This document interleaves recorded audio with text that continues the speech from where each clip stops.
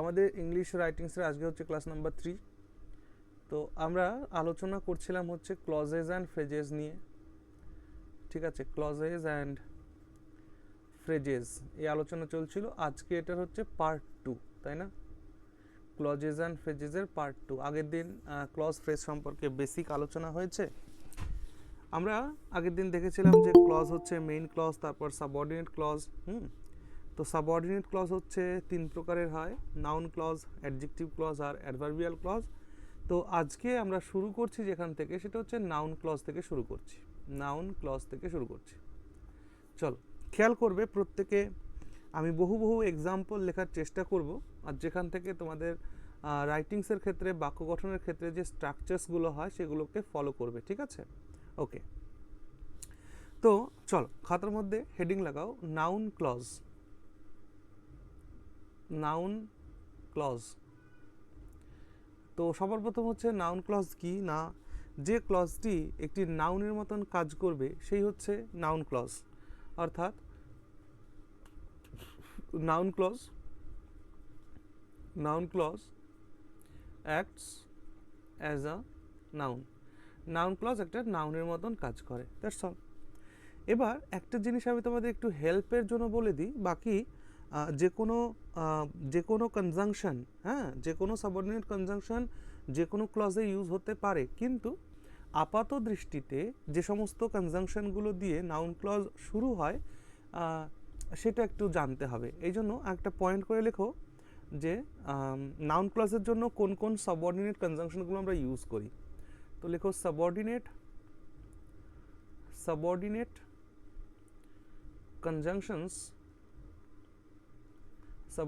conjunctions used in noun clause। অর্থাৎ noun ক্লজে কোন কোন সাবঅর্ডিনেট কনজাংশনগুলোকে আমরা ব্যবহার করি সেটা একটু লেখো। যেমন আমরা হোয়াট ইউজ করি, হু ইউজ করি, ঠিক আছে, তারপর হুম ইউজ করি, তারপর হুজ ইউজ করি, হুজ পজিটিভ কেসের ক্ষেত্রে হুজ ইউজ করি, তারপরে ওয়্যার ইউজ করি, তারপরে ওয়েন ইউজ করি, তারপর উইচ ইউজ করি, তারপর তোমার ওয়াই ইউজ করি, হাউ ইউজ করি, দ্যাট ইউজ করি, ওকে, তারপর ইফ ইউজ করি, ওয়েদার ইউজ করি, হুএভার ইউজ করি, হুমএভার, তারপর হোয়াটএভার। আমি আরেকবার বলছি যে এই যে লিখিয়ে দিচ্ছি মানে এই সমস্ত কনজাংশন দিয়ে শুরু হলো মানেই সেটা নাউন ক্লজ, এটা কিন্তু ভাববে না, ওকে, কারণ প্লেসমেন্ট শেষ কথা বলে। তবুও এই কনজাংশনগুলো আমাদের জেনে রাখতে হবে যে নাউন ক্লজে এই সমস্ত কনজাংশনগুলো নাউন ক্লজ স্টার্ট হতে পারে। আচ্ছা, কি বললাম? হোয়াটএভার, হোয়েনএভার, ওয়্যারএভার ইত্যাদি, এইগুলো, ঠিক আছে না, ইটিসি। তো এই ধরনের সাবঅর্ডিনেট কনজাংশনসগুলো দিয়ে আমরা নাউন ক্লজকে স্টার্ট করি। জেনারেলি আমি তোমাদের আগের দিন বলেছিলাম যে ক্লজ সেই বাক্যগুচ্ছ হবে যার মধ্যে সাবজেক্ট ভার্ব কম্বিনেশন থাকবে। অর্থাৎ সাবজেক্ট ভার্ব কম্বিনেশন যদি থাকে তাহলে সেটাকে আমরা ক্লজ বলবো। তো সেই অর্থে এই স্ট্রাকচার লেখানো ঠিক নয়, তবুও আমি বলছি যে যদি আমরা একটা স্ট্রাকচার দেখতে চাই যে নাউন ক্লজের স্ট্রাকচার কেমন হবে, তাহলে তোমরা বলতে পারো যে প্রথমে আমাদের এই সাবঅর্ডিনেট কনজাংশনগুলো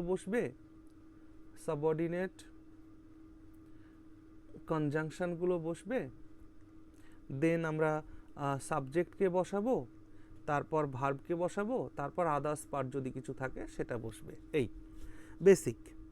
তো মনে রাখতে হবে যে বাক্যে একটা নাউন যেখানে যেখানে বসে, একটা নাউন ক্লজও সেখানে সেখানে বসে, এটা আমি বলতে চাচ্ছি।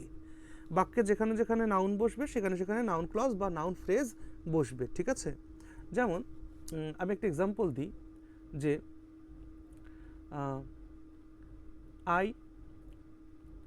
ওয়ান্ট ওয়াটার, আমি চাই কি, আমি জল চাই, আই ওয়ান্ট ওয়াটার। তো এখানে ওয়াটার একটা মাত্র শব্দ, তার মানে এটা হচ্ছে নাউন। ওকে, অবজেক্টের প্লেসে বসেছে তাই এটা সিঙ্গেল ওয়ার্ড, তার মানে নাউন পার্টস অফ স্পিচের ক্ষেত্রে। যদি এখানে কোনো ফ্রেজ বসাই তাহলে সেটা নাউন ফ্রেজ হবে বাই ডিফল্ট। কেন? কারণ প্লেসটা তো নাউনের, অবজেক্টের জায়গা নাউনের প্লেস। তাহলে দেখো, I want a glass of water, a glass of water, তার মানে এইখানে এই যে এ গ্লাস অফ ওয়াটার বললে এটা একটা ফ্রেজ, একটা শব্দের জায়গায় একাধিক শব্দ ইউজ হয়েছে, তার মানে এটা একটা ফ্রেজ। তাহলে এই ফ্রেজটা কোন ধরনের ফ্রেজ হবে? না, এটা নাউন ফ্রেজ হবে। ওকে, তারপর খেয়াল করো এখানে যদি কোনো ক্লজ বসে বাই ডিফল্ট সেটাও নাউন ক্লজ হয়ে যাবে। যেমন আই ওয়ান্ট, আই ওয়ান্ট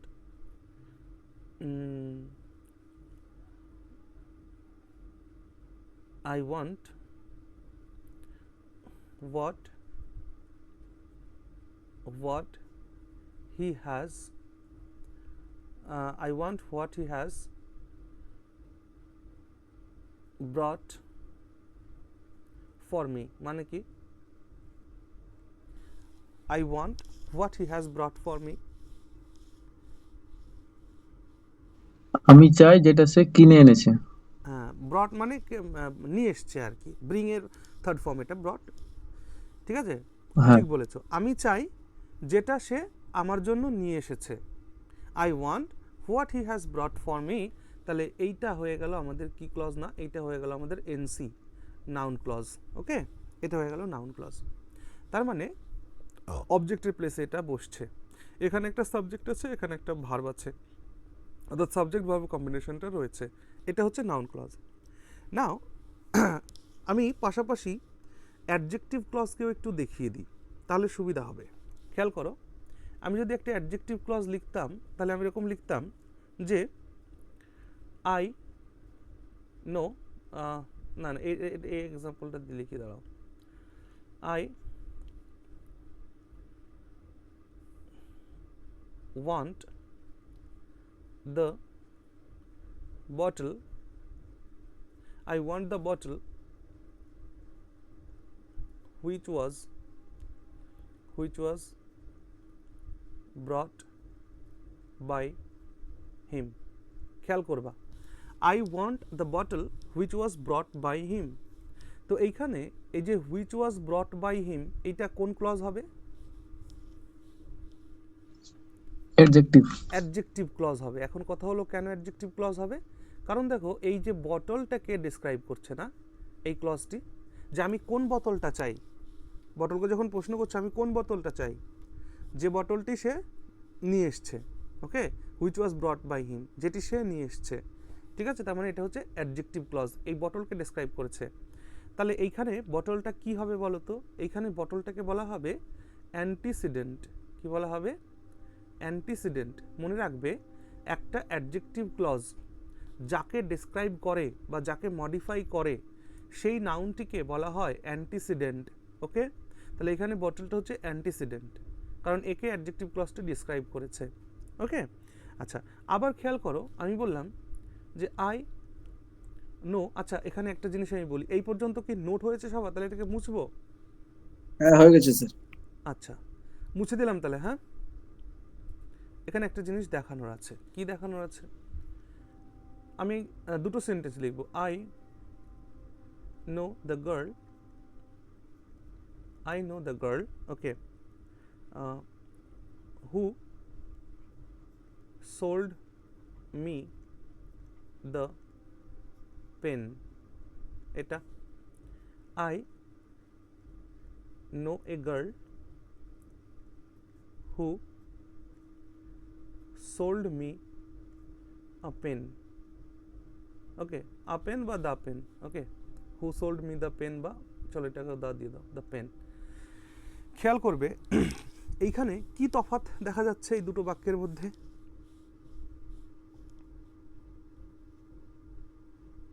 একটা স্যার নির্দিষ্ট করে একটা মেয়েকে বলছেন আর একটা যে কোনো মেয়েকে বলছেন। হ্যাঁ, এ তো আর দা। এবার বলো তো দেখি, এই দুটো বাক্য যে আমি লিখলাম, মনে করো এটা 1 নাম্বার সেন্টেন্স, এটা 2 নাম্বার সেন্টেন্স, এই সেন্টেন্স দুটো কি সঠিক?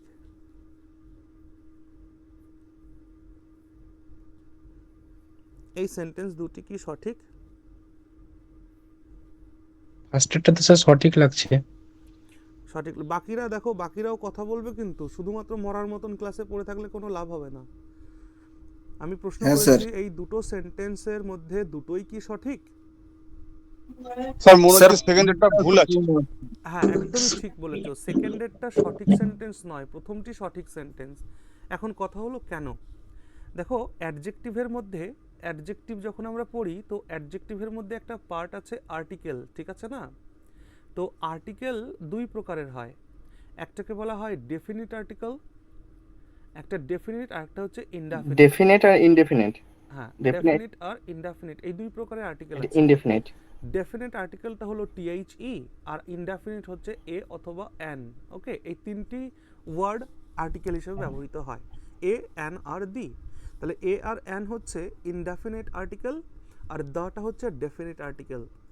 খেয়াল রাখো, যখন তুমি একটা নাউনকে অ্যাডজেক্টিভ ক্লজ দ্বারা ডেসক্রাইব করছো, খুব ভালো করে বুঝবে, তখন এই মেয়েটাকে তুমি, গার্লটাকে অলরেডি ডেসক্রাইব করে দিলে, তার পরিচয় দিয়ে দিলে যে who sold me the pen. তার মানে এই মেয়েটি তোমার পরিচিত, তার মানে এই গার্লটি 100% definite. Yes or no? Definite না গার্লটি? হ্যাঁ স্যার।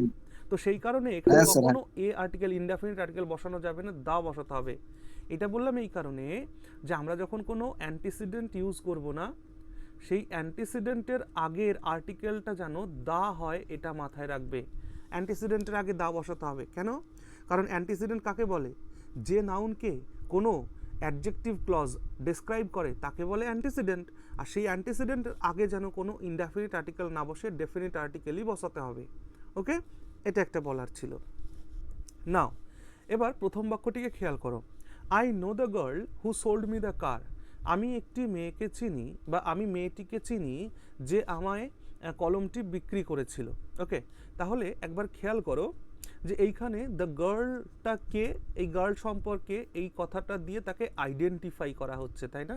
যে মেয়েটাকে চিনিয়ে দেওয়া হচ্ছে যে এই মেয়েটা হলো সেই মেয়ে যে আমাকে এই পেনটি বিক্রি করেছিল। ওকে, তার মানে এটা আইডেন্টিফাইং অ্যাডজেক্টিভ ক্লজ হয়ে যাবে। বুঝতে পারলে কথাটা কি? আর যে নাউনকে আইডেন্টিফাই করলো বা যে নাউনকে ডেসক্রাইব করলো সে হয়ে যাবে অ্যান্টিসিডেন্ট। আর অ্যান্টিসিডেন্টের আগে সবসময় মনে রাখবা যে ডেফিনিট আর্টিকেল বসবে, দ্য বসবে, এ নয়। ওকে, এখান থেকে কিন্তু তোমাদের এরর কারেকশনের মধ্যে এই জায়গা থেকে কোশ্চেন জিজ্ঞেস করে, ঠিক না? আচ্ছা, এবার পাশাপাশি আমরা একটা অ্যাডভার্বিয়াল ক্লজও দেখে নিই। অ্যাডভার্বিয়াল ক্লজটা দেখো, আমি লিখলাম যে you may go wherever you may go wherever you want। খেয়াল করবে এই সেন্টেন্সের মধ্যে ইউ মে গো এটা হচ্ছে মেইন ক্লজ, আর wherever you want এটা হলো সাবঅর্ডিনেট ক্লজ। নাও এই সাবঅর্ডিনেট ক্লজটি কোন টাইপের subordinate clause? Noun, adjective, adverb? Adverb. Adverb. Very good, adverb. আমরা আগের দিন WH ওয়ার্ড যখন পড়ছিলাম বলেছিলাম না যে 4খানা WH ওয়ার্ড আছে যাদের উত্তর সবসময় অ্যাডভার্বই হয়। কে কে সে? when, when, where, where, why R how। why R how। এই কয়টা, এই চারটে WH ওয়ার্ড দিয়ে ভার্বকে যদি কোয়েশ্চেন করো, যে উত্তর পাবে চোখ কান বুঝে সেটা অ্যাডভার্ব পাবে। তাহলে ইউ মে গো, তুমি যেতে পারো, কোথায় যেতে পারো? wherever you want, যেখানে তুমি চাও। তার মানে এটা সাবঅর্ডিনেট ক্লজের মধ্যে এটা কোন ক্লজ হয়ে গেল? অ্যাডভার্বিয়াল ক্লজ হয়ে গেল। বুঝতে পেরেছি আমরা তাহলে বিষয়টা? চলো এইবার, হ্যাঁ এইবার আমরা দেখতে চলেছি যে নাউন ক্লজ কোথায় কোথায় বসতে পারে বা নাউন ক্লজ কোথায় কোথায় ইউজ করা যেতে পারে, ঠিক আছে? ওকে, নাও ক্লজ রিলেটেড ট্রান্সলেশনও আমি করাবো, আগে এই পার্টটাকে কমপ্লিট করে নিই। আর মজা লাগবে কখন? যখন আমরা ফ্রেজ পড়বো না, ফ্রেজ পড়ার সময় খুব মজা লাগবে। হ্যাঁ বলো। বলছি স্যার, এই অ্যাডভার্বিয়াল যে ক্লজটা আপনি বললেন স্যার, ওই যে চারটা শব্দ যেটা বললেন যে হুম, হোয়ার, হোয়াই আর হাউ, ওই জায়গাটা আরেকবার বলুন না। ভাই when, where, where, why, how. why, how। দেখো ভাই, এই কয়টা দিয়ে যখন তুমি ভার্বকে প্রশ্ন করবে না, তখন তুমি যে উত্তর পাবে, যে অ্যান্সারটা পাবে, সেই অ্যান্সারটা চোখ কান বুঝে অ্যাডভার্বই হবে। বুঝেছো? তাহলে তুমি দেখো ইউ মে গো, জিজ্ঞেস করো কোথায়, তুমি যেতে পারো, কোথায় যেতে পারো? ওয়্যার এভার ইউ ওয়ান্ট, যেখানে তুমি চাও।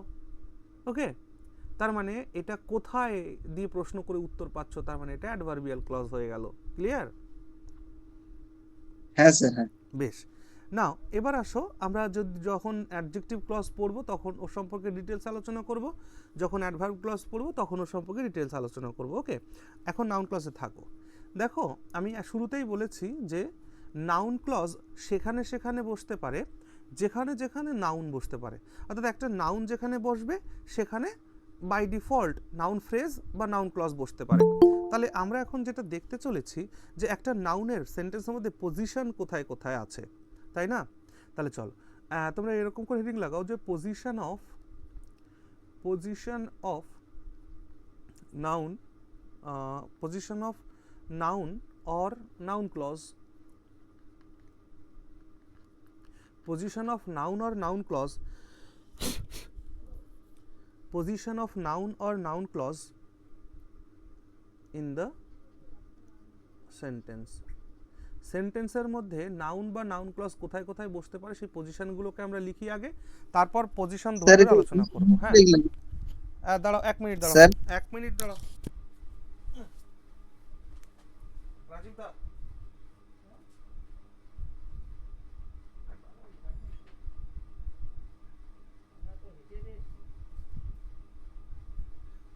ওকে চলো তাহলে position of noun or noun clause in a sentence, এটা দেখো আমি পড়াচ্ছি। হ্যাঁ, এটা শেষ করি তারপরে তোমরা একটু বসো।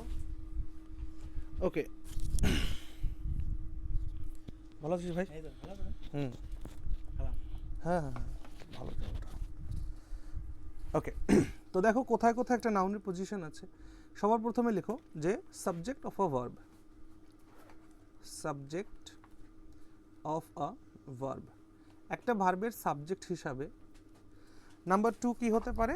সাবজেক্ট যখন হয় অবজেক্টও হয়, অর্থাৎ অবজেক্ট অফ আ ভার্ব, একটা ভার্বের অবজেক্ট হিসাবে। আর কোথায় প্লেস হতে পারে বলো? একটা প্রিপোজিশনের অবজেক্ট হিসাবে, অবজেক্ট অফ আ প্রিপোজিশন।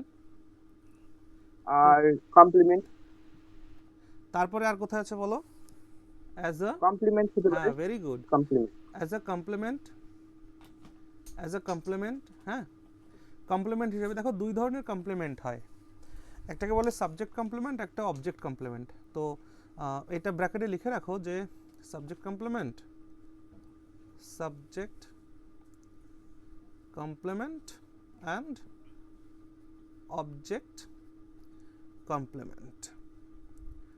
তো ঘটনা হচ্ছে এই অবজেক্ট কমপ্লিমেন্টকে দেখে অনেক সময় এটাকে অ্যাপোজিটিভ মনে হতে পারে, বাট অ্যাপোজিটিভ মনে হতে পারে, কিন্তু অবজেক্ট কমপ্লিমেন্ট আর অ্যাপোজিটিভ জিনিসটা এক নয়। ঠিক আছে, পরে আলোচনা করছি। চল তারপরে দেখো আর কার কোথায় বসতে পারে। 5 নম্বর জায়গা, অ্যাজ অ্যাপোজিটিভ কেস। দেখো অ্যাজ অ্যাপোজিটিভ কেস। হ্যাঁ বলো, কে কি বলছিলে বলো একটু। অ্যাপোজিটিভটা কি? অ্যাপোজিটিভটা কি বলছি ভাই, আগে লেখো এটা, তারপরে লেখো। স্যার, আমি একটা কথা বলছিলাম। হ্যাঁ বলো বলো। বলছি স্যার, ওই যেটা প্রথমে হেডলাইনটা লিখলেন যে নাউন, কি বলে, পজিশনস অফ নাউন অথবা নাউন ক্লজ ইজ দা লিখেছেন, ওটা আপনি ও ইন সরি দা সরি, বলেছিলেন। হ্যাঁ হ্যাঁ ইনই তো হবে, ইন দ্য সেন্টেন্স, আমার লিখতে ভুল হয়েছে। চলো 6 নম্বর দেখো, আর কোথায় বসতে পারে না, কমপ্লিমেন্ট, কমপ্লিমেন্ট লেখো, complement to an adjective, complement to an adjective. তাহলে এই 6টা প্লেস আছে, এই 6টা প্লেসে একটা নাউন বাক্যের মধ্যে ব্যবহৃত হতে পারে, একটা সাবজেক্ট হিসাবে, অবজেক্ট হিসাবে, অবজেক্টের মানে প্রেপোজিশনের অবজেক্ট হিসাবে, কমপ্লিমেন্ট হিসাবে, অ্যাপোজিটিভ কেসে, আর কমপ্লিমেন্ট টু অ্যান অ্যাডজেক্টিভের ক্ষেত্রে। ওকে, তো এই প্রত্যেকটা বিষয় নিয়ে আলোচনা করব এখন। হ্যাঁ, ডোন্ট ওয়ারি। আচ্ছা, এখানে একটা আলোচনা একটু করে দিই, বেসিক আলোচনা, যে কমপ্লিমেন্ট বলে একটা শব্দ পেলে, দেখো COM PLIMENT এটা একটা আছে, আর COMPLEMENT এই কমপ্লিমেন্ট আর এই কমপ্লিমেন্ট দুটো কিন্তু এক নয়। COMPLIMENT কমপ্লিমেন্ট এইটার মানে হচ্ছে প্রশংসা। এটার মানে কি? এটার মানে হচ্ছে প্রশংসা। দেখো ওই যে পার্টিতে মনে করো কোনো একটা মেয়ে খুব ভালো ড্রেস পরে এসছে, তখন তুমি তাকে গিয়ে বলে ইউ আর লুকিং গর্জিয়াস, তখন সে তোমায় কি বলবে? থ্যাঙ্কস ফর ইউর কমপ্লিমেন্ট বলবে না? তাহলে কমপ্লিমেন্ট মানে প্রশংসা, এটা গেল। কিন্তু এই কমপ্লিমেন্ট আমাদের এখানের বিষয়টা নয়, আমাদের বিষয়টা হচ্ছে এটা এটা এটা। ওকে, দেখো কমপ্লিমেন্ট হলো তা যা কোনো কিছুর অর্থকে কমপ্লিট করে।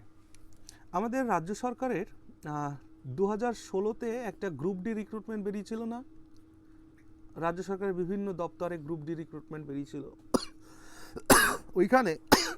এইখানে সরাসরি একটা কোয়েশ্চেন ছিল যে what is complement, what is complement, সরাসরি এই কোয়েশ্চেনটা ছিল। তো মনে রাখবে কমপ্লিমেন্ট হলো, লেখো কমপ্লিমেন্ট ইজ দ্যাট, কমপ্লিমেন্ট ই লিখ কিন্তু, হ্যাঁ, complement is that which completes something, which completes something, অর্থাৎ কমপ্লিমেন্ট হলো তা যা কোনো কিছুকে কমপ্লিট করে। ঠিক আছে, কমপ্লিমেন্ট হলো তা যা কোনো কিছুকে কমপ্লিট করে। এখন এই জায়গায় আরেকটা বিষয় আমি বলে দিই, সেটা হচ্ছে যে আমাদের যদি আমরা সেন্টেন্স স্ট্রাকচার দেখি, যারা আমার কাছে গ্রামার পড়েছো তারা এটা জানো। সো সেন্টেন্স স্ট্রাকচারটাকে একটু দেখাই, ওখানে একটু আলোচনা করে তারপর আবার এখানে ফিরে আসব। তো আমি বলেছিলাম যে এই পৃথিবীতে মাত্র 3টি সেন্টেন্স স্ট্রাকচারস আছে। এই 3টি সেন্টেন্স স্ট্রাকচারের বাইরে আর কোনো সেন্টেন্স স্ট্রাকচার হওয়া সম্ভব নয়, সম্ভব নয়, সম্ভব নয়। তার মানে ইংরেজিটা আমাদের কাছে এতটাই সহজ হয়ে যাচ্ছে যে আমরা যদি এই 3টে স্ট্রাকচারকে খুব ভালোভাবে বুঝে ফেলতে পারি, তাহলে আমাদের ইংলিশ রাইটিংসের আর কোনো অসুবিধা থাকবে না। কি কি? একটা বলেছিলাম যে প্রথমে সাবজেক্ট বসবে, তারপর ভার্ব বসবে, তারপর অবজেক্ট বসবে। তো এটা হচ্ছে একদম সেন্টেন্সের বেসিক একটা স্ট্রাকচার। তারপর বলেছিলাম যে সাবজেক্ট বসবে, ভার্ব বসবে, অ্যান্ড দেন সাবজেক্ট কমপ্লিমেন্ট বসবে। মনে পড়ছে? যারা ক্লাস করেছো তারা বলো তো দেখি একবার। হ্যাঁ স্যার। সাবজেক্ট কমপ্লিমেন্ট বসবে, একটা শেষে শুধু ভাব থাকবে। হ্যাঁ, এসসি।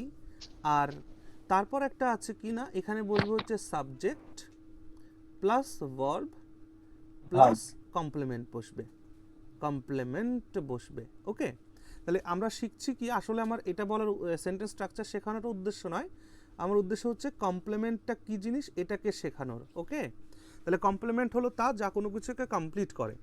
অর্থাৎ যদি কোথাও কোনো ধরনের সেন্স কমপ্লিট না হয়, তার জন্য আমরা যা ব্যবহার করি সেটাকে বলা হয় কমপ্লিমেন্ট। ওকে, নাও ভাই আমার, তো দাদা, হ্যাঁ বলো। ওই সাবজেক্ট সম্পর্কে যে অর্থটা প্রকাশ করবে, যেমন আই এম এ টিচার, তা আই এম কি টিচার, তো টিচারটা কমপ্লিমেন্ট ওইটা। হ্যাঁ হ্যাঁ হ্যাঁ ওইটা শুনতে থাকো একটু। তাহলে আমি বললাম কি, কমপ্লিমেন্ট হচ্ছে যা কোনো অর্থকে প্রকাশ করে। এখন বিষয়টা হচ্ছে যে আমি এক্সাম্পল দিয়ে একটু আমি বললাম যে Ram Ram eats rice, Ram eats rice. এখানে দেখো সাবজেক্ট আছে, ভার্ব আছে, তার অবজেক্ট আছে। ওকে, কিন্তু এখানে একটা সেন্টেন্স লিখছি যে রাম ইজ, রাম ইজ বলে থেমে গেলাম। বলো তো এর কোনো মানে হচ্ছে? রাম হয়, কি হয়? রাম, সে কিছু তো একটা হবে। তাই আমি লিখলাম যে রাম ইজ আ স্টুডেন্ট। এই যে রাম ইজ এ স্টুডেন্ট, এই কথাটিকে কি আমরা অবজেক্ট বলবো? এটা কি অবজেক্ট? অবজেক্ট কার হয়? অবজেক্ট হয় ট্রানজিটিভ ভার্বের, ট্রানজিটিভ, তাই না? তো ইজ তো ট্রানজিটিভ ভার্ব নয়, ইজের তো অবজেক্ট হয় না। ইজের কি হয়? কমপ্লিমেন্ট হয়। ইজের পরে কমপ্লিমেন্ট বসে। তাহলে রাম কি? রাম হচ্ছে একটা স্টুডেন্ট। তাহলে এখানে এই বাক্যটা থেকে কি এভাবে লেখা যেতে পারে যে Ram equal to a student? Can we write it or not? লিখতে পারি না? রাম সমান সমান একজন ছাত্র। যদি লিখতে পারি তাহলে রামের অর্থটাকে প্রকাশ করছে আ স্টুডেন্ট। তাহলে রাম যেহেতু এটা সাবজেক্ট, তাই এইটাকে বলা হয় কি, আর স্টুডেন্টটা কি হয়ে যাবে, সাবজেক্ট কমপ্লিমেন্ট। বুঝতে পেরেছি কিনা একবার বলো দেখি।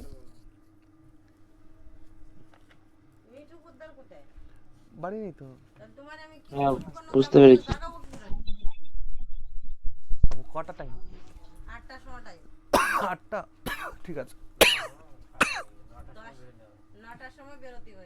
ঠিক আছে, আমি 8:30 উঠে রেডি হয়ে যাবো। হ্যাঁ ঠিক আছে ঠিক আছে, যাও সব হয়ে গেছে কমপ্লিট, টিপ ছাপটা সব দাও। ও আচ্ছা আচ্ছা ঠিক আছে ঠিক আছে, ও সকালে গিয়ে আমরা যাওয়ার পথে দিয়ে দেবো। হ্যাঁ ওইটাই করবো, ঠিক আছে। হ্যাঁ হ্যাঁ ঠিক আছে ঠিক আছে, অটো বলা হয়েছে তো? আচ্ছা ঠিক আছে, যাও। হ্যাঁ ঠিক আছে ঠিক আছে, হ্যাঁ হ্যাঁ ও না আমি ওর কাছে পাঠিয়ে দিত সাধারণ কাগজ। হ্যাঁ ওকে চল তাহলে, সাবজেক্ট ভার্ব কমপ্লিমেন্ট, এই সরি সাবজেক্ট কমপ্লিমেন্টটা বোঝা গেল। আবার নিচের যে স্ট্রাকচার সেটা দেখো, যেখানে সাবজেক্ট আছে, ভার্ব আছে, তারপর কমপ্লিমেন্ট আছে। এইখানের কমপ্লিমেন্টটা কিন্তু সাবজেক্ট কমপ্লিমেন্ট নয়, কারণ এখানে যা কিছু বসবে সেটা সাবজেক্টের অর্থ প্রকাশ করবে না। তাহলে কার অর্থ প্রকাশ করবে দাদা? এটা ভার্বের অর্থটাকে প্রকাশ করবে। এবার আমায় বলো তো দেখি, ভার্বের অর্থ যে প্রকাশ করছে, বা ভার্ব সম্পর্কে কেউ যদি কোনো ডেসক্রিপশন বা ভার্বের কোনো কাজ যদি কেউ করে দেয়, তাকে কি বলি আমরা? অ্যাডভার্ব বলি স্যার। হেল্প করা বা ভার্বকে কেউ কিছু করে দেওয়া, তাকে আমরা কোন পার্টস অফ স্পিচের মধ্যে রাখবো? অ্যাডভার্বের মধ্যে রাখবো, তাই না? তাহলে এই জায়গায় যে কমপ্লিমেন্টটা বসে, সেই কমপ্লিমেন্টটা চোখ কান বুঝে কি হয়ে যাবে না, অ্যাডভার্ব হয়ে যাবে। এবার আমি সবসময় অ্যাডভার্বিয়াল বলবো না, অ্যাডভার্বিয়ালস বলবো। অ্যাডভার্বিয়াল কারণ ওয়ান ওয়ার্ড মানে অ্যাডভার্ব, একাধিক ওয়ার্ড মানে অ্যাডভার্বিয়াল ফ্রেজ, কোনো ক্লজ হলে অ্যাডভার্বিয়াল ক্লজ, তো সবগুলোকে মিলে অ্যাডভার্বিয়ালস বলা হয়। ওকে আচ্ছা, এখানে খেয়াল করো, আমি বললাম যে আই গো বলে যদি ফুল স্টপ দিই, আই গো, তাহলে এই সেন্টেন্সটি একটি ইনকমপ্লিট সেন্টেন্স হবে। কেন ইনকমপ্লিট সেন্টেন্স হবে? ওই যে বলেছি সেন্টেন্স মানে মনের ভাব সম্পূর্ণরূপে প্রকাশ পেতে হবে। ওকে, তো সেই ক্ষেত্রে আই গো বললে তোমার শ্রোতা তোমাকে সঙ্গে সঙ্গে জিজ্ঞেস করবে কোথায়, জিজ্ঞেস করবে না? যখন তুমি বলছো আমি যাব, তো কোথায় যাবে বাবা সেটা তো বলো।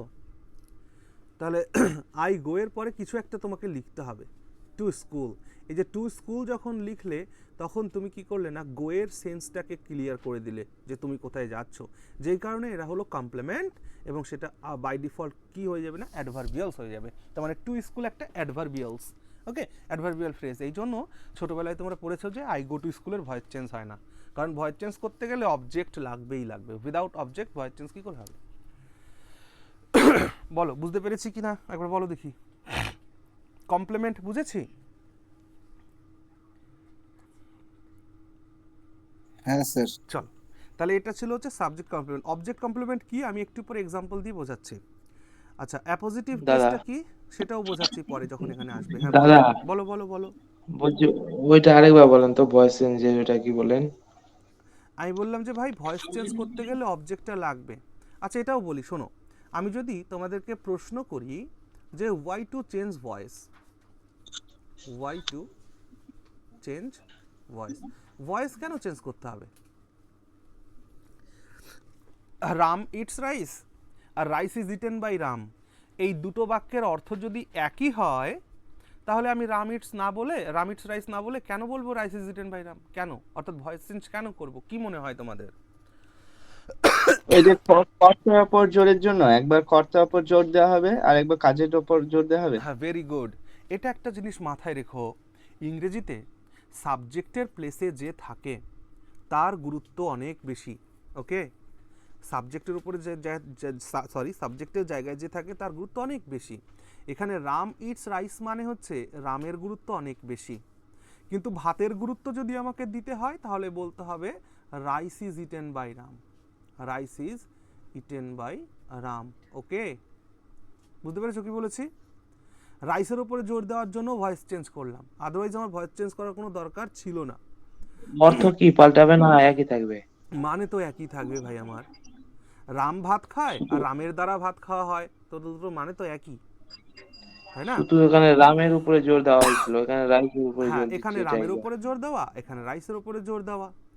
ওকে, এই ও জন্য মানে তোমরা দেখবে যে যে ধরনের প্রসেসিং, মনে করো যে ওই ছোটবেলায় পড়েছো না যে চা তৈরি সম্পর্কে লেখো প্যারাগ্রাফ, অরেঞ্জ জুস সম্পর্কে লেখো, ম্যাঙ্গো পিকেল তৈরি করা সম্পর্কে লেখো, তখন তোমরা কি ইউজ করতে? অ্যাক্টিভ ভয়েস ইউজ করতে মোস্ট অফ দ্য কেস, না প্যাসিভ ভয়েস ইউজ করতে?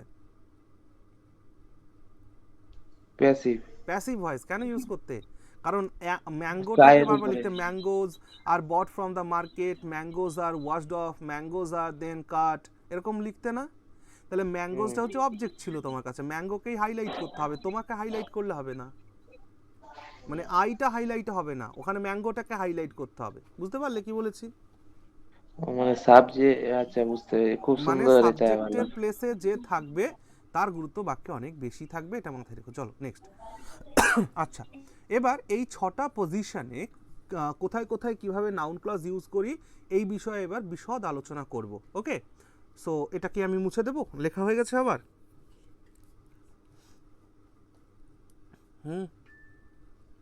মে আই রাগ?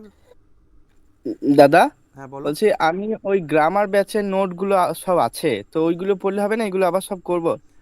এগুলো তো নোট করতেই হবে ভাই, আমি তো তোমাদের ঠিক আছে। ক্লজ অ্যান্ড ফ্রেজটাকে তো ডিটেলসে পড়াচ্ছি না। এই ক্লজ অ্যান্ড ফ্রেজটা কেন ডিটেলসে পড়াচ্ছি, আর দুটো ক্লাস গেলেই হবে। আমাদের কোনো একটা ভাই হয়তো গ্রুপে লিখেছিল যে রাইটিংস করান, এগুলো আবার কি করাচ্ছেন? তাড়াতাড়ি রাইটিং শুরু কর পরীক্ষা। আরে ভাই, এগুলো না করলে রাইটিং কি করে হবে? হ্যাঁ, এগুলো দরকার আছে। মুছে দিলাম। চলো, সবার প্রথমে তাহলে কি পজিশন ছিল? স্যার এখানে আমি একটু ইন্টারাপ্ট করছি, মানে বিষয়টা হচ্ছে কি স্যার, আপনি যে নিয়মগুলো বুঝাচ্ছেন সেগুলো হয়তো আমি সবগুলোকে বুঝে নিচ্ছি বা মুখস্থও করে নেবো, সবকিছু ঠিক আছে, কিন্তু যখন বাক্যে প্রয়োগ করতে যাচ্ছি ভুলে যাচ্ছি, এরকমটা কেন হয়েছে? এটা এটা আর হবে না। দেখো, একটুখানি দেখতে থাকো, এক্সাম্পল প্রচুর করলে হবে না আর। দেখো, সাবজেক্ট অফ আ ভার্ব, একটা ভার্বের সাবজেক্টের প্লেসে দেখো আমরা নাউন ক্লজকে ইউজ করব। ওকে, আমি বললাম যে what he did is not correct. এই সেন্টেন্সের মানে বলো। What he did is not correct. এইটা সে এইটা যেটা করেছিল সেটা সঠিক নয়। সে যেটা করেছিল সেটা সঠিক সেটা নয়।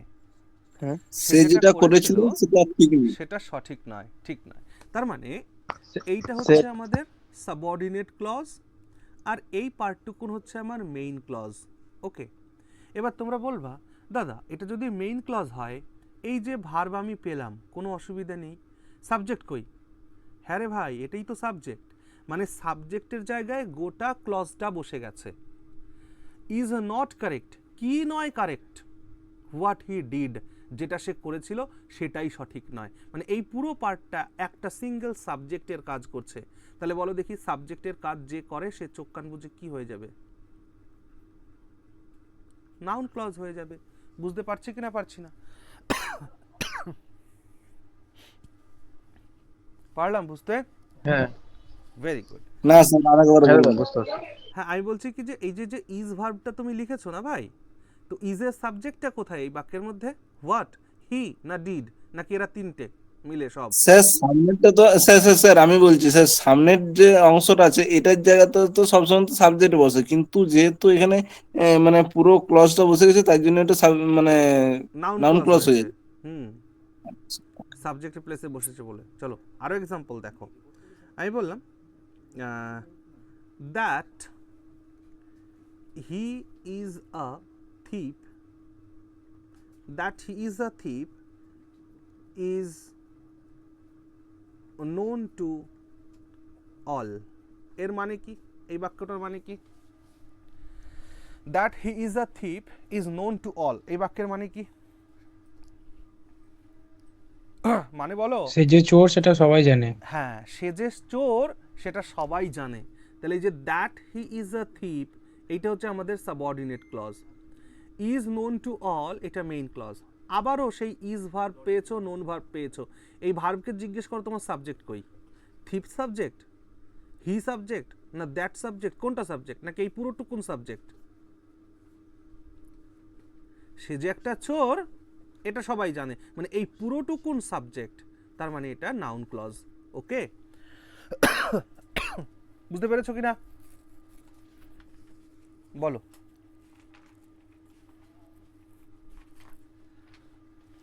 হ্যাঁ স্যার বুঝেছি। আরো দেখো, শোনো, এই বাংলাগুলো কিন্তু মানেটা ক্লিয়ার। যদি কারো মনে হয় যে আমার বাংলা বুঝতে অসুবিধা, সে কিন্তু সঙ্গে সঙ্গে বাংলাটাও লিখে নেবে, কারণ এর পরে আমি এইগুলোর থেকেই তোমাদেরকে ট্রান্সলেশন করতে দিব। আর সব, আচ্ছা এখানে একটা কথা বলি দাদা, এই যে ক্লজ ফ্রেজ পড়াচ্ছ রাইটিংস আমাদের কি কাজে লাগবে বলি। দেখো ভাই, এই ক্লজগুলোকে যখন তুমি আর ক্লজ রাখতে দেবে না, মানে এই ক্লজগুলোকে যখন তুমি একটা ফ্রেজে কনভার্ট করে ফেলবে না, তখনই মজাটা আসবে, আর তখনই তোমার লেখাটা সার্থক হবে। বুঝেছো? অর্থাৎ এই কমপ্লেক্স সেন্টেন্সগুলোকে যখন তুমি সিম্পল সেন্টেন্সে কনভার্ট করে ফেলতে পারবে, তখনই মজা হবে। আমি শুরুর দিনে একটা কথা বলেছিলাম না, যে ইংরেজিতে সিম্পল সেন্টেন্সের রাইটিংস হচ্ছে বেটার রাইটিং, বলেছিলাম, মনে পড়ে? কমপ্লেক্স সেন্টেন্স, কম্পাউন্ড সেন্টেন্সের থেকে সিম্পল সেন্টেন্সে লিখলে লেখা সাবলীল হয়। চলো তারপরে দেখো, তার মানে এই নয় যে আমার জোর জবস্তি করে করতে হবে, তা নয়। শ্রুতিমধুর, শ্রুতিকটুর এই বিষয়, শ্রুতিকটু এই বিষয়টা কিন্তু মাথায় রাখতে হবে। আলটিমেটলি ইংরেজি কিন্তু একটা ভাষা। ওকে, সো ভাষাকে আর ওই সায়েন্সের মতন বা ম্যাথের মতন ইকুয়েশন মেলাতেই হবে বলে যা খুশি তাই করলাম, এমনটা করা ঠিক নয়। আচ্ছা ওকে, চলো আরো এক্সাম্পল লেখো। দাদা দাদা, বলো। এই যে দ্যাট হি ইজ এ থিপ, হুম, তো এটা তো মানে অবজেক্ট মনে হচ্ছে না, যে সাবজেক্ট মানে কি জানে, হ্যাঁ কি জানে মানে মানে? সবার আগে সে বলো তো, এটা চোর। কোন ভয়েসে দেওয়া আছে? এই সেন্টেন্সটার ভয়েস কোনটা? Is it in active or passive voice? বলো। এটা তো মানে প্যাসিভ ভয়েস। হ্যাঁ, তাহলে প্যাসিভ ভয়েসে অবজেক্ট কোথায় থাকে? আচ্ছা আচ্ছা শুরুতেই থাকে, এই জন্য তোমার এটা অবজেক্টের মতো মনে হচ্ছে। আচ্ছা চলো আচ্ছা। তারপরে লেখো, এখন শুধু লিখতে থাকো। হ্যাঁ চল দেখো, ওয়াই আমি বললাম যে why the boy left the place, why the boy left the place is a mystery, is a mystery. এই সেন্টেন্সের বাংলা বলো। Why the boy left the place is a mystery. ছেলেটি কেন জায়গাটা ছেড়ে চলে গিয়েছিল, এটা একটা রহস্য। হ্যাঁ, ছেলেটি কেন জায়গাটি ছেড়ে চলে গেছিল, এটা একটা রহস্য। তার মানে এই পার্টটা হলো আমাদের সাবজেক্টের পার্ট। হ্যাঁ, তো এটা যেহেতু সাবজেক্টের পার্ট, তার মানে এটা চোখ কান বুঝে কি হয়ে গেল, নাউন ক্লজ হয়ে গেল। এবার হোয়াই দিয়ে শুরু হয়েছে, একটু আগে বলেছিলেন দা হোয়াই মানে তো অ্যাডভার্ব হয়, এটা অ্যাডভার্বিয়াল একদমই না, এটা সাবজেক্টের প্লেস। ওকে, আরও দেখো এক্সাম্পল। কি মিস্ট্রি, যে সেই ছেলেটি যে জায়গা থেকে চলে গেল, কেন চলে গেল, এটাই মিস্ট্রি, তার মানে এটাই সাবজেক্ট। ওকে, আচ্ছা আরও দেখো,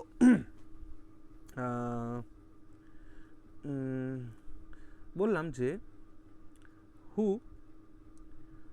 টুক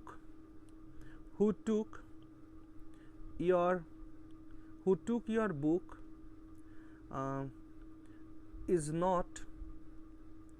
not known to me, এর মানে কি? 3 নম্বর সেন্টেন্সটা একবার বলুন না, যে কি Who লিখেছেন এটা বুঝতে took পারছি না। your book is not known to me। দাদা হ্যাঁ বলো। 3 নম্বর সেন্টেন্সটা একটু বলুন, মানে বুঝতে পারছি Why না the কি boy লিখেছেন। left the place is a mystery, MYSTERY। 4 নম্বরটা বলো দেখি। Who took your book is not known to me, এটার মধ্যে এটা সাবঅর্ডিনেট ক্লজ। তো এই সাবঅর্ডিনেট ক্লজটা কোন ধরনের ক্লজ হলো? যেহেতু এটা সাবজেক্টের প্লেসে বসেছে, তার মানে এটা হচ্ছে নাউন ক্লজ। ওকে, বুঝলে? যে তোমার বইটি নিয়েছিল সেটা আমার জানা নেই, কে নিয়েছিল। তোমার বইটি কে নিয়েছিল সেটা আমি জানি না, এর মানে হচ্ছে এটা। তাহলে আমরা দেখলাম যে নাউন ক্লজ সাবজেক্টের প্লেসে কিভাবে কিভাবে বসতে পারে। ওকে, এবার কি, এবার হচ্ছে অবজেক্টের প্লেসে দেখবো আমরা। ওকে চলো, সো মুছে দিই তাহলে এগুলো। ইজ নট ওটা কি লিখেছেন দাদা? known to me, is not known to me. মুছে দেন। আচ্ছা, চলো 2 নাম্বার লিখো যে object of a verb, object of a verb, একটা ভার্বের অবজেক্ট হিসাবে আমরা নাউন ক্লজ ব্যবহার করি। এক্সাম্পলগুলো খেয়াল করো। আমি বললাম যে হি accepted that he had done it. চলো, he accepted that he had done it. He accepted what? সে মানে কি? সে গ্রহণ করে, সে সম্মতি জানিয়েছিল যে সে এটা করতে পারবে। না না না, বলো এর বাংলা মানে বলো। he accepted that he had done it. সে যেটা সে করেছিল স্বীকার করেছিল সেটা যে সে accept এটা করেছে। করেছিল। হ্যাঁ, সে স্বীকার করেছিল যে সে এটি করেছিল। ওকে, ভেরি গুড। তাহলে হি অ্যাকসেপ্টেড, সে কি অ্যাকসেপ্ট করেছিল বলো, এটা উত্তর পাচ্ছ? যে সেটা তাহলে এটা অবজেক্টের জায়গা, কারণ এটা একটা ট্রানজিটিভ ভার্ব। অ্যাকসেপ্ট ট্রানজিটিভ ভার্বের পরে অবশ্যই অবজেক্ট বসে, তাই এটা নাউন ক্লজ এনসি। ওকে, আরও এক্সাম্পল দেখো। আমি বললাম যে আই ক্যান নট সে, আচ্ছা ক্যান নট নিয়ে একবার একটু গন্ডগোল হয়েছিলাম, বলি। CANNOT আর CANNOT, ক্যান নট আর ক্যান নট, দাদা কোনটা ঠিক কোনটা ভুল? দুটোই ঠিক। এটা আমেরিকান ইংলিশ, এটা ব্রিটিশ ইংলিশ। ওকে, কেউ ভাগ করেও লিখতে পারে, একসাথেও লিখতে পারে, দুটোই ওকে, কোনো ভুল নেই। আই ক্যান আমরা তো দাদা ব্রিটিশ ইংলিশে আমরা লিখি না। হ্যাঁ, দেখো ওই এখন যেহেতু গ্লোবালাইজড দুনিয়া, তো সেই কারণে এখন আর ওইটা বলা খুব কঠিন। তবে হ্যাঁ, ভারতীয়দের ইংরেজির মধ্যে ব্রিটিশ ইংরেজির একটা টান তো রয়েছেই। ওকে, চল, আই ক্যান নট, কি বললাম যেন? আই ক্যান নট সে, আমি বলতে পারি না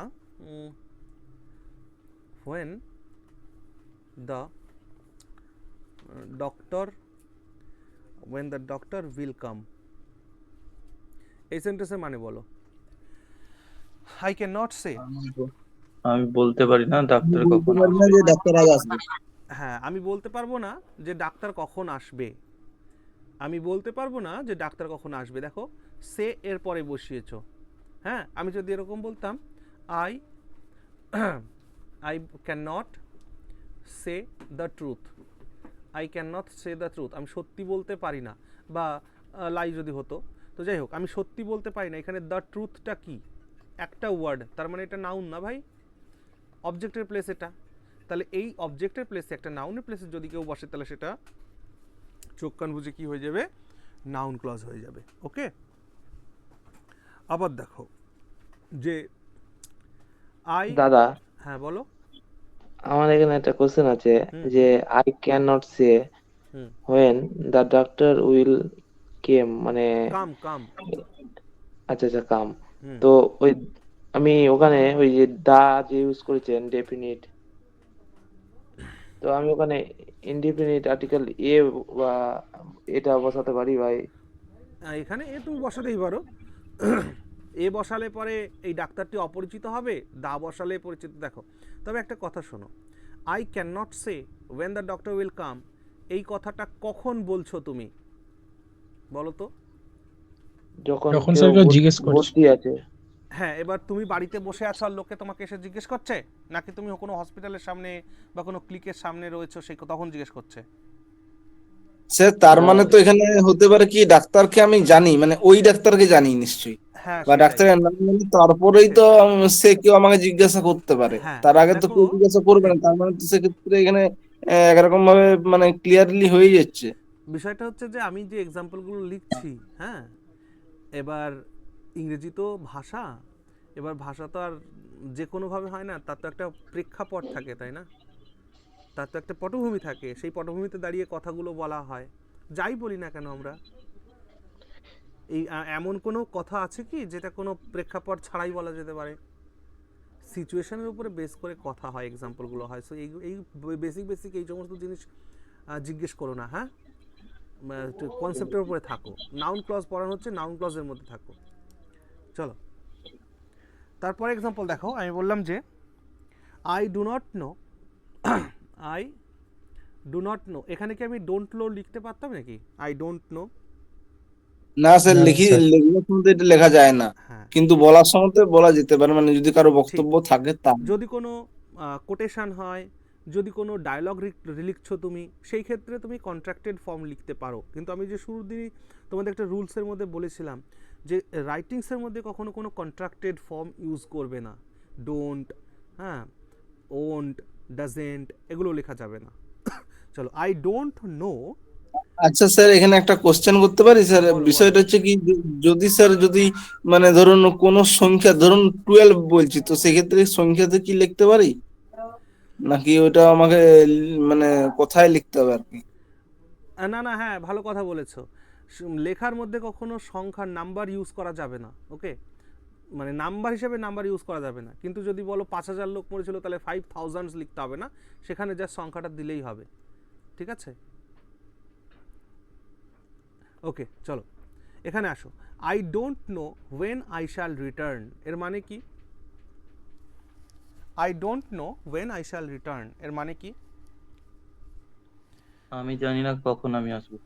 হ্যাঁ, মানে আমি জানি না আমি কখন ফিরবো, তাই না? হ্যাঁ, তাহলে এই পার্টটা হয়ে গেল কি, অবজেক্টের জায়গায় বসছে। নো মানে একটা ট্রানজিটিভ ভার্ব, এরপরে যে বসবে অবজেক্ট বসবে, তার মানে এটা নাউন ক্লজ। আরও এক্সাম্পল দেখো। আমি বললাম যে the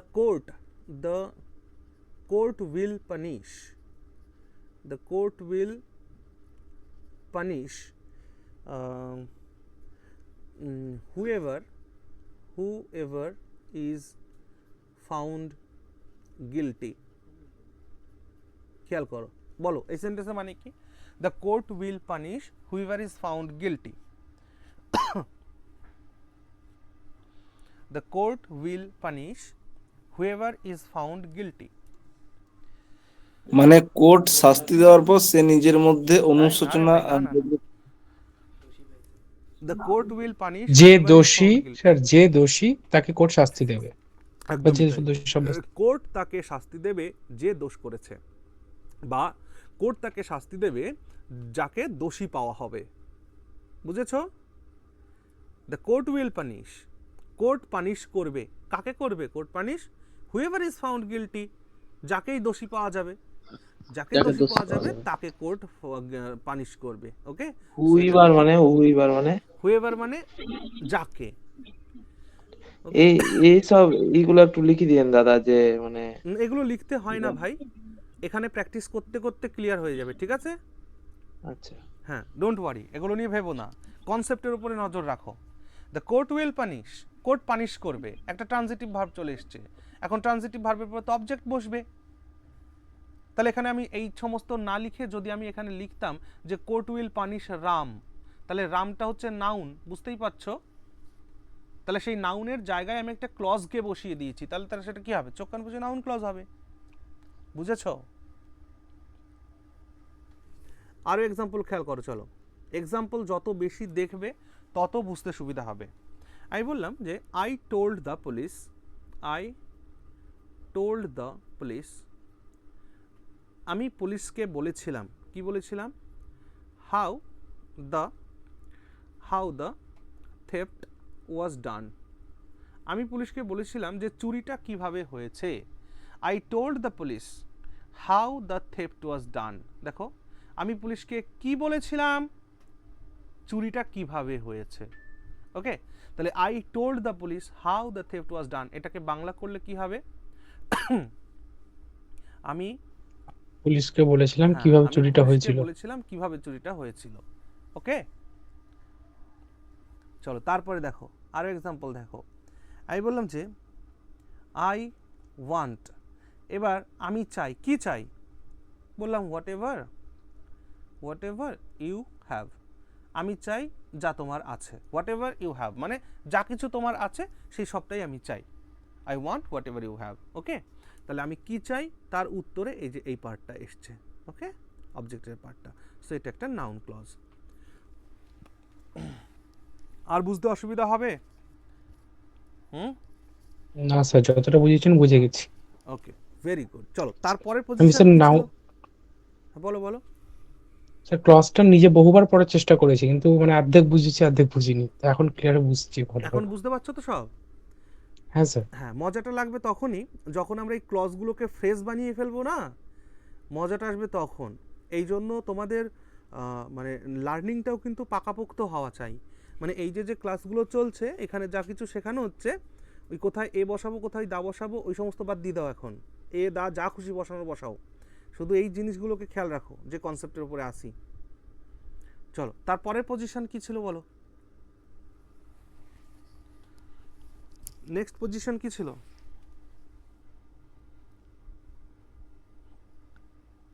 object of a preposition. আচ্ছা আচ্ছা, object of a preposition, very good. একটা প্রিপোজিশনের অবজেক্ট হিসাবেও নাউন বসে, কারণ প্রিপোজিশন মানে কি? প্রিপোজিশন, প্রি কথার অর্থ আগে, পজিশন কথার অর্থ অবস্থান। তাহলে প্রিপোজিশন কথার অর্থ হচ্ছে আগে অবস্থান। কার আগে অবস্থান? নাউনের আগে অবস্থান, ঠিক আছে? অর্থাৎ যেখানে প্রিপোজিশন বসবে তারপরে একটা নাউনকে দেখা দরকার, ঠিক আছে? তাহলে প্রিপোজিশনেরও অবজেক্ট হয় সেই হিসাবে। চলো দেখা যাক একটা এক্সাম্পল। চলো লিখি। আমি বললাম যে everything depends on, everything depends on what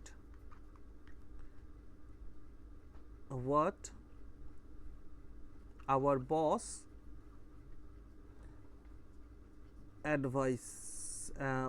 boss advises। এই সেন্টেন্সের মানে কি? Everything depends on what hour boss advises. মানে আমার বসের সিদ্ধান্ত অ্যাডভাইসের উপর সমস্ত কিছু নির্ভর করছে। Very good. আমার বসের সিদ্ধান্তের উপরে এখন সব কিছু নির্ভর করছে। ক্লিয়ার? বুঝতে পারছি তো বিষয়টা? তাহলে এই যে যে হোয়াট আওয়ার বস অ্যাডভাইসেস, এটা কার প্রেপোজিশন হিসেবে বসলো? অন। আচ্ছা, আমি কি এখানে লিখতে পারতাম যে everything depends on our boss? Can we write it or not? তাহলে আওয়ার বসটা হচ্ছে একটা নাউন, তাহলে সেই নাউনটার পরিবর্তে একটা ক্লজকে লিখেছি, তার মানে এই ক্লজটাও চোখ কান বুঝে নাউন ক্লজ, এই অন প্রেপোজিশনের অবজেক্ট হিসাবে। বুঝলাম কি না? बताओ তো। হ্যাঁ দাদা। Very good. তারপরে আরও দেখো এক্সাম্পল। আমি বললাম যে আই। দাদা হ্যাঁ বলো দাদা বলো বলো। বলছি যে মানে কিছুই শুনতে পেলাম না এটা, মানে নেক্সট শোনো, 2 নম্বরটা থেকে শোনো ভাই। আই নো নাথিং, আমি কিচ্ছু জানি না। অ্যাবাউট, আই নো নাথিং, আমি কিচ্ছু জানি না। অ্যাবাউট কি? হোয়েন দ্য লুট ওয়াজ ডান। এই সেন্টেন্সের মানে কি? I know nothing about when the লুট ওয়াজ ডান। সে লুট বানানটা কি? LOOT। লুট স্যার বাংলা এটা থেকে নেওয়া বাংলা একটা থেকে ইংরেজি বলা কি? শব্দ। LOOT বাংলা থেকে নেওয়া একটা ইংরেজি শব্দ, লুট। ওকে, চলো তাহলে আই নো নাথিং অ্যাবাউট, এই যে অ্যাবাউট প্রেপোজিশন। ওকে, আমি এখানে বলতে পারতাম না যে I know nothing about Ram, আমি রামের সম্পর্কে কিচ্ছু জানি না। তো এখানে রামের পরিবর্তে একটা ক্লজকেই বসিয়ে দিয়েছি, তার মানে এই ক্লজটি নাউন ক্লজ হবে কি না? বুঝতে পারছি বিষয়গুলো? যারা বাকি ক্লাসে আছো, হ্যাঁ না কিছু একটা তো বলো। হ্যাঁ স্যার, বুঝতে পারছি স্যার। হ্যাঁ দাদা, বুঝতে পারছি। ওকে, ভেরি গুড। চলো তারপর আরো এক্সাম্পল দেখো। তাহলে এটার অবজেক্ট হিসেবে এটা কাজ করছে। তারপর বললাম যে পে অ্যাটেনশন, তোমাদের প্রত্যেকের জন্য এক্সাম্পলটা লিখছি। Pay attention to what I am teaching now. এই কথাটা আমি এতক্ষণ ধরে তোমাদের বলতে যাচ্ছিলাম। চলো, pay attention to what I am teaching now, এটার মানে কি? আমি যা শেখাচ্ছি সেটাতে মনোযোগ দাও। অ্যাটেনশনটা বানানটা ঠিক করে নাও। অ্যাটেন লিখেছিলাম না, দাঁড়াও। হ্যাঁ স্যার, যদিও ওটা আমি ঠিক করে লিখেছিলাম, ওটা আপনি অর্ধেকটা লিখে রেখে দিয়েছেন। Hmm, attention, pay attention to what I am teaching now, মানে আমি এখন যা শেখাচ্ছি সেটাতে অ্যাটেনশন করো, অন্য কিছু নয়। তো এই যে দেখো, এই স্যার যে স্যার স্যার স্যার, এক মিনিট। এই জায়গাটা যদি আপনি বললেন যে যদি মানে যেটা শিখাচ্ছি সেটার দিকে অ্যাটেনশন দাও, তাহলে এখানে পে মানেটা কি হচ্ছে? পে তো কিছু মানেটা বলুন না। পে মানে দেওয়া আর কি। ওকে, পে মানে দেওয়া। তোমরা আমাকে পে করো না, মাসে মাসে দাও, ফিজ দাও না, ফিজ পে করো আমাকে, হ্যাঁ, তো পে মানে দেওয়া। ওকে, তাহলে এটা একটা অপটেটিভ সেন্টেন্স, মানে এর সাবজেক্ট হচ্ছে ইউ, বুঝেছো? আমরা যখন বলি না ওপেন দ্য ডোর, তখন কি আর বলি না কি you open the door? Optative সেন্টেন্সের সাবজেক্ট ইউ উজ্জ থাকে, তাই উজ্জ আছে। তাহলে পে অ্যাটেনশন মানে এই কথাটা আমি তোমাদের বলছি না, ইউদের বলছি, এই জন্য pay attention to what I am teaching now. তার মানে এই যে অবজেক্টটা বসিয়েছো, কার অবজেক্ট? এটা টু এর অবজেক্ট। কিসে অ্যাটেনশন করবে? Pay attention to what? Pay attention to what? What I am teaching now, যা আমি পড়াচ্ছি। বোঝা গেল? চলো আর একটা এক্সাম্পল লিখি। বললাম যে I have confidence, I have confidence in what my students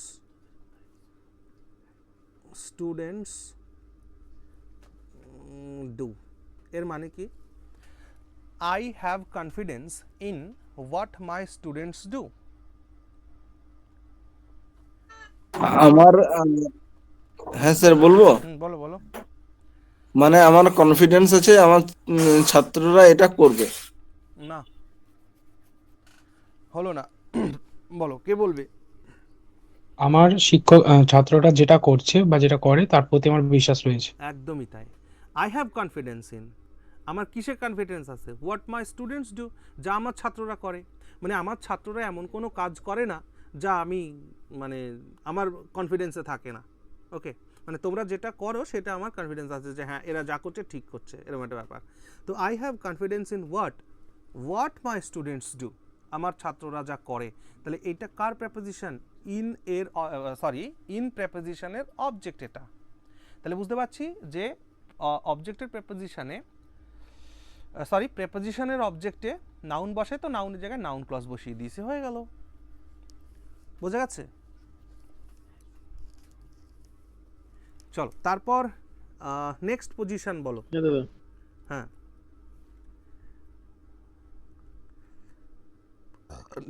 next position बताओ। As a complement. কমপ্লিমেন্ট। ওকে, চলো তাহলে 4 দাগ হবে না?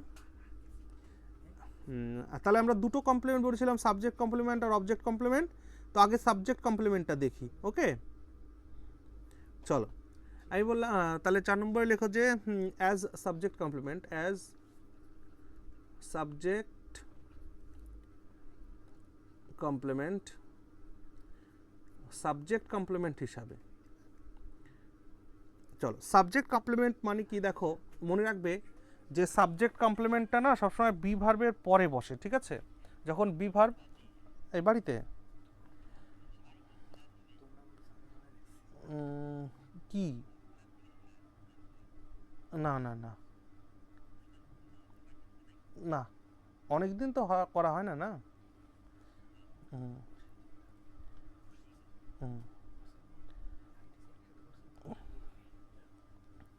ওকে, তো দেখো একটা কথা এখানে বলি যে সাবজেক্ট কমপ্লিমেন্ট কোথায় বসে, কোথায় বসে বলো দেখি, যারা ক্লাস করেছে তারা বলো যে সাবজেক্ট কমপ্লিমেন্ট কোথায় বসে, কার কোন ভার্বের পরে বসে? বি ভার্বের পরে। শুধু কি বি ভার্বের পরে? Intransitive, intransitive. না না, তা কেন হবে? কপুলেটিভ ভার্বের কথা এক নিমেষেই ভুলে গেলে সবাই।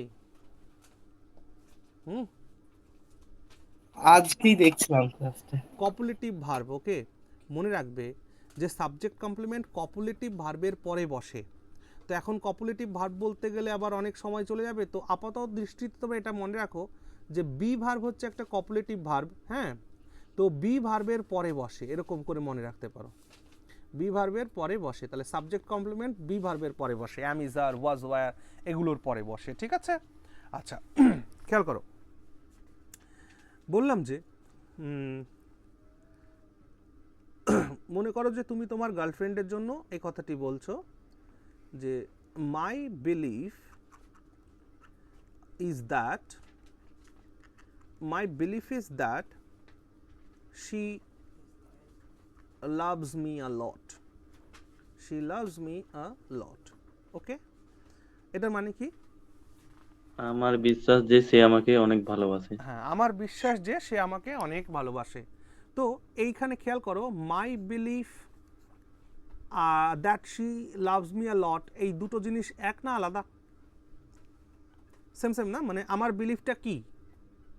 আমার বিলিফটা হলো যে সে আমায় ভালোবাসে, তাহলে এইটার অর্থ এ প্রকাশ করে দিচ্ছে না যে আমার বিলিফটা আসলে কি? মানে আমার বিলিফটা যে সে গরু চোর না এরকম কিছু তো না, আমার বিলিফটা হচ্ছে that she loves me a lot, তার মানে এটা সাবজেক্টের অর্থকে কমপ্লিট করছে, তাই এটা সাবজেক্ট কমপ্লিমেন্ট, আর সাবজেক্ট কমপ্লিমেন্ট হওয়ার কারণে এটা হয়ে গেল নাউন ক্লজ, এটা হয়ে গেল নাউন ক্লজ, ওকে? চলো নেক্সট দেখো 2 নাম্বার। আমি বললাম যে I am not whatever you think of me, okay? তাহলে I am not whatever you think of me মানে আমি তা নই, আমি তা নই যা যা তুমি আমাকে ভাবো, ওকে? তাহলে I am not whatever you think of me, তাহলে এই যে আমি কি নই, যা তুমি আমাকে ভাবো বা যা তুমি আমাকে মনে করো সেটা আমি নই, সাবজেক্ট কমপ্লিমেন্ট, তার মানে এটা নাউন ক্লজ। তারপর খেয়াল করো, আমি বললাম যে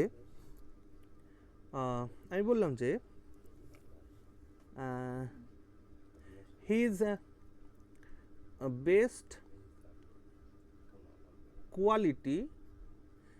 best quality is that he is a diligent person, okay? তাহলে তার বিরাট গুণ, হিজ বেস্ট কোয়ালিটি কি? তার best quality that he is a diligent person, সে একজন পরিশ্রমী ব্যক্তি, ওকে? তার মানে এটার কমপ্লিমেন্ট হিসেবে এটা ব্যবহার হচ্ছে, তার মানে এটা নাউন ক্লজ। বুঝতে পারছি বিষয়গুলো? আর একটা এক্সাম্পল লিখি, হ্যাঁ দাদা। আমি বললাম the fact was that they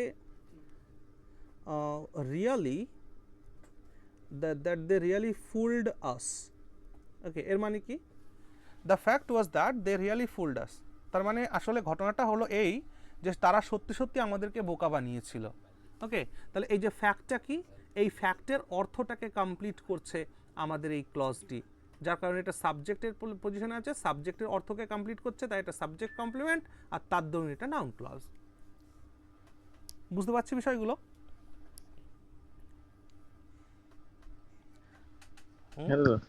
okay, very good. চল, আর দুটো পজিশন আছে, তাহলে আজকে নাউন ক্লজটা করে ছুটি দিয়ে দেবো।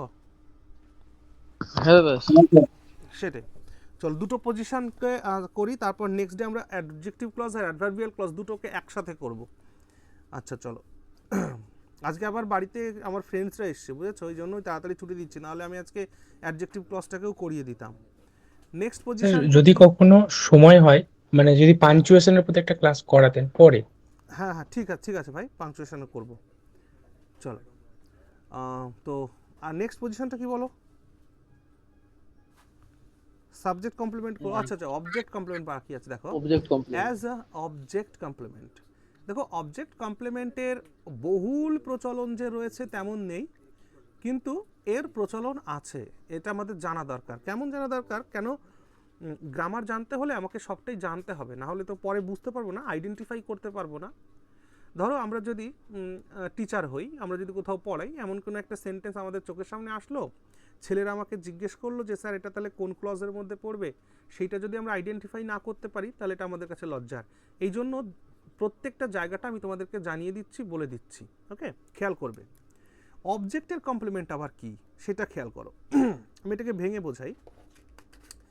আমি একটা সেন্টেন্স লিখছি যে দেখো খুব ভালো একটা মানে এক্সাম্পল লিখছি। মাই প্যারেন্টস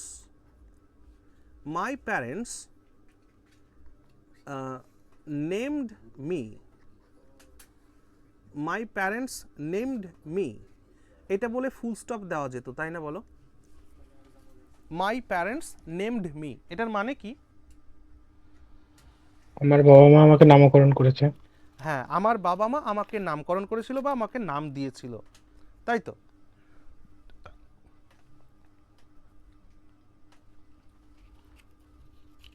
এক মিনিট দাও ভাই।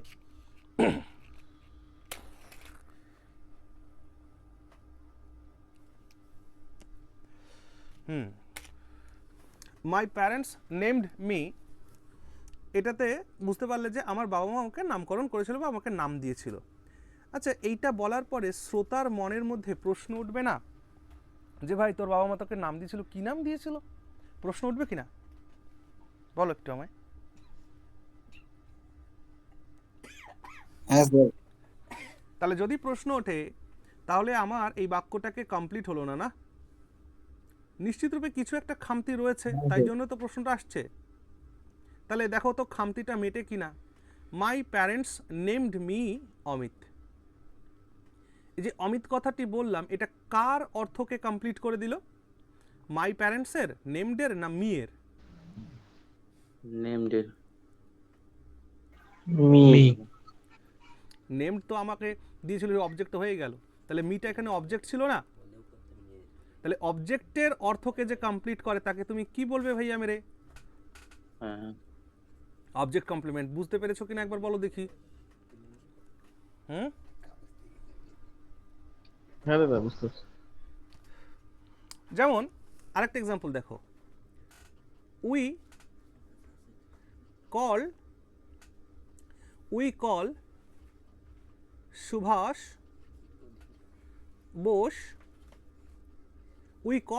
বোস, নেতাজি। এই যে বলো তো দেখি, এই নেতাজি কাকে, কার অর্থকে প্রকাশ করছে? এই সুভাষ বোসের অর্থকে কমপ্লিট করতে, মানে এটা হচ্ছে অবজেক্ট কমপ্লিমেন্ট। আশা করছি আমি অবজেক্ট কমপ্লিমেন্ট কি বোঝাতে পেরেছি, ঠিক না বলো? অর্থাৎ অবজেক্টের অর্থ যে প্রকাশ করে সেই object complement. Yes or no? Sir এখানে কি তাহলে ক্লজটা শুধু এই নেতাজিটাই হবে না আরো মানে সম্পূর্ণটা হবে? না না ভাই, ক্লজ তো এখনো আসেইনি। আমি জাস্ট সবে ওকে। অবজেক্ট কমপ্লিমেন্টটাকে শেখালাম। এবার এই অমিতের জায়গায় যদি আমি অন্য কিছু বসাই তাহলে এটা ক্লজ হয়ে যাবে। একটা ওয়ার্ড বলে এটা ওয়ান ওয়ার্ড হলো, নাউন হলো। দাদা, এটা তো নাউন নাকি? হ্যাঁ ওই বলো। সেন্টেন্সটা কিরকম লিখলেন বুঝতে পারলাম না। We call Subhash Bose Netaji. বুঝতে পারলে না? আচ্ছা, ওটা বুঝতে হবে না, এটা বোঝো এবার তাহলে। মাই প্যারেন্টস নেমড এটা মি বুঝতে অমিত, পেরেছি। এটা বুঝতে পেরেছো? হ্যাঁ, ওইটা বুঝতে পারিনি, এটা কিরকম। তাহলে এটাই বোঝো। চলো এই সেন্টেন্সটাকে লিখছি। My parents named me whatever they wished। এবার বলো তো দেখি কি বুঝলে?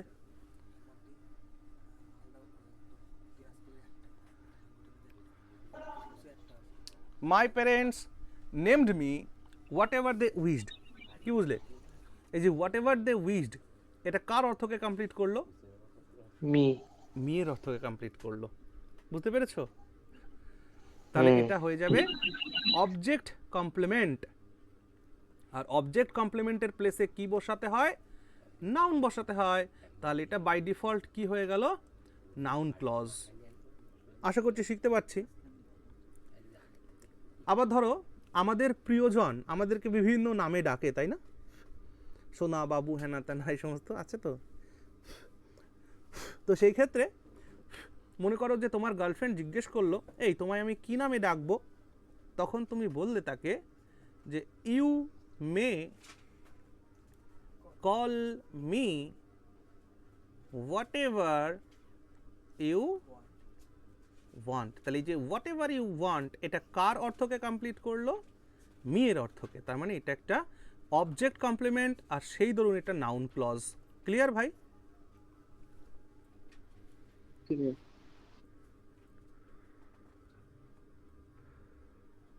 বা এখানে কল না দিয়ে তুমি বলতে পারতে you may name me. Name মানেই নাম দেওয়া, ভার্ব হিসেবে ইউজ করছি যেহেতু। You may call whatever you wish. বলতেই পারো। তাহলে এটা হয়ে গেল অবজেক্ট কমপ্লিমেন্ট। তাহলে অবজেক্ট কমপ্লিমেন্টের জায়গাও যেটা বসে সেটা নাউন ক্লজ। কখনো ভুল করে ভাববে না যেটা অ্যাডজেক্টিভ ক্লজ, এটা ভাববে না। ওকে, নাউন ক্লজ। কেন নাউন ক্লজ? নাউনের কমপ্লিমেন্ট হিসেবে ইউজ হচ্ছে। আমাদের একটা প্রবণতা থাকে যে কমপ্লিমেন্টকে অ্যাডজেক্টিভের সাথে গুলিয়ে দেওয়ার, কিন্তু কমপ্লিমেন্ট আর অ্যাডজেক্টিভ জিনিস দুটো এক নয়। ওকে ভাই? অ্যাডজেক্টিভ কোনো নাউন বা প্রোনাউনের মডিফিকেশান করে, ডেসক্রিপশান দেয়, কিন্তু কমপ্লিমেন্ট তার অর্থকে প্রকাশ করে। এই দুটো বহুত তফাৎ আছে। ওই জন্য পরে যখন আমি অ্যাডজেক্টিভ ক্লজ করাবো তখন যাতে গুলিয়ে না ফেলো সেই জন্য এই বিষয়টাও বলে দিলাম। আচ্ছা চলো, লাস্ট একটা পজিশন রয়ে গেছে তাই না? ওইটা একটু বলো, মুছবো? হ্যাঁ স্যার, লাস্টেরটা আছে sir complement to an adjective. ও আরেকটা আছে তার স্যার অ্যাজ অ্যাপোজিটিভ কেস। ও আচ্ছা আচ্ছা, Oppositive case আছে। আচ্ছা চলো চলো চলো চলো, as appositive. As appositive case, ঠিক আছে। অ্যাপোজিটিভ হিসেবে নাউনকে বসানো যায়। দেখো অ্যাপোজিটিভটা কি আগে বলি। অ্যাপোজিটিভ মানে বলতে পারো যে উপনাম। উপনাম এরকম মনে থাকবে। উপনাম বিষয়টা কি? একটা নাম তো আছেই, তার একটা আলাদা এক্সট্রা নাম।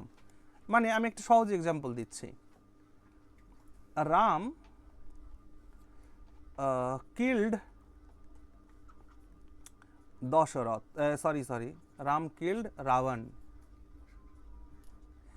রাম রাবণকে হত্যা করেছিল। এই কথা বলার পরেও কেউ হয়তো চিনতে পারছে না কোন রাম হত্যা করেছিল। তখন বলা হলো son of Dasharath. Son of Dasharath. এই যে সান অফ দশরথ আর এই রাম, এই জিনিস দুটো এক না আলাদা? একই। একই। তো এইটা হচ্ছে আমাদের অ্যাপোজিটিভ কেস, বুঝেছো? নামের উপনাম বলতে পারতে son of Dasharath, husband of Sita, বা father of Lav and Kush, একই তো কথা। বুঝতে পারছো? ব্রাদার অফ লক্ষ্মণ, এটা হচ্ছে অ্যাপোজিটিভ কেস, অর্থাৎ নামের জন্য যা বসানো হয়। ওকে, এভাবে দেখো।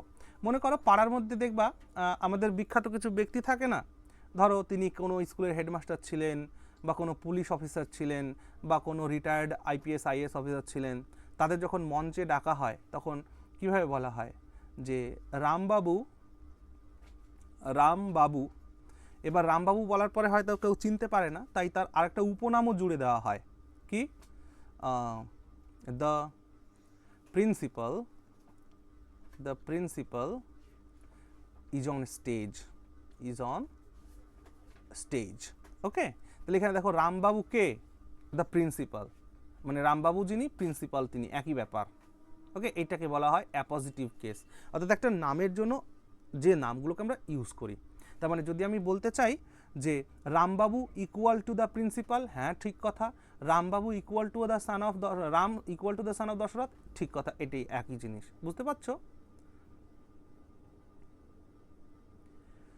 মনে করো তোমাদের মধ্যে কেউ একজন বিসিএস কোয়ালিফাই করে ডিএসপি হলে, তো সেই ক্ষেত্রে আমি বললাম যে তোমাদের মধ্যে কেউ একজন নাম বলো দেখি। সৌরভ। তো আমি বললাম যে Sourav the DSP come on stage. বুঝতে পারছো? তার মানে এই Sourav equal to the DSP. বুঝতে পারলে? এইটাই হচ্ছে অ্যাপোজিটিভ কেস। আশা করছি অ্যাপোজিটিভ কেসটা কি বুঝতে পেরেছো। এবার তাহলে আমরা এটা ক্লজে ইউজ করি নাকি? দাদা ডিএসপির পরে কমাটা না দিলে ভুল হয়ে যাবে? না, অনেকক্ষণ পরে ভার্ব আসছে তাই কমা দিচ্ছি। হ্যাঁ ভাই, মানে সেন্টেন্স দেখো এখানে সেন্টেন্স শুরু হয়েছে, তারপর আরও দুটো ওয়ার্ড চলে এসছে মাঝে, তাই এখানে কমা দিয়ে ভার্বটাকে দিচ্ছি, এটাই নিয়ম, to show respect to the verb. Okay, চলো এবার এটাকে ক্লজে ইউজ করি আমরা। Appositive case in clause, as appositive. Appositive নিয়ে আর কারো কোনো কনফিউশন নেই তো? উপনাম যেটাকে আমরা বলি। চলো দেখো, মনে রাখবে যে অ্যাপোজিটিভ ক্লজটা না নাউনের ঠিক পাশে বসবে, নাউন এর ঠিক পাশাপাশি বসবে, একদম নাউনের ঠিক পাশাপাশি বসবে। এই দুটো কিন্তু আলাদা আলাদা বসবে না, এখানে একটা ওখানে একটা এরকম বসবে না, পাশাপাশি বসবে। যেমন এক্সাম্পল দিচ্ছি, দেখো আমি বললাম যে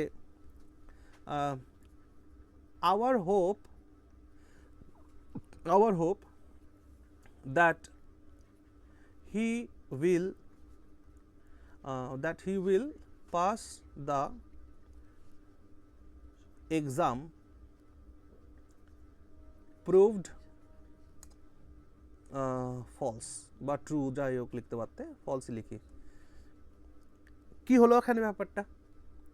আওয়ার হোপ, দেখো খেয়াল করো, আওয়ার হোপ প্রুভড ফলস, এই যে আন্ডারলাইন পার্টটা হচ্ছে মেইন ক্লজ। ওকে ভাই, আন্ডারলাইন পার্টটা কি? Main clause. Our hope proved false, আমাদের আশা মিথ্যা প্রমাণিত হয়েছিল। এখন আমাদের আশা মিথ্যা প্রমাণিত হয়েছিল, এটা তুমি যখন বললে, এখন আমার কোন আশা? এই আমার আশাটা যেহেতু মানে আমার আশাটাকে আরও ক্লিয়ার করে বোঝানোর চেষ্টা করছি, যেমন রাম কিল্ড রাবণ, কোন রাম? সান অফ দশরথ। ঠিক তেমনি করে আওয়ার হোপ, কোন hope? That he will pass the exam. তার মানে এই যে পার্টটা দেখতে পাচ্ছ, এই যে ক্লজটা, এই ক্লজটা আর এই হোপটা কি এক না আলাদা সেটা বলো? এক। তাহলে এইখানে our hope equal to that he will pass the exam লেখা যায়। তার মানে এটা অ্যাপোজিটিভ, আওয়ার হোপটাই হচ্ছে এটা, that he will pass the exam. Okay, আরও দেখো আমি বললাম যে the news that India will attack Bangladesh is not correct,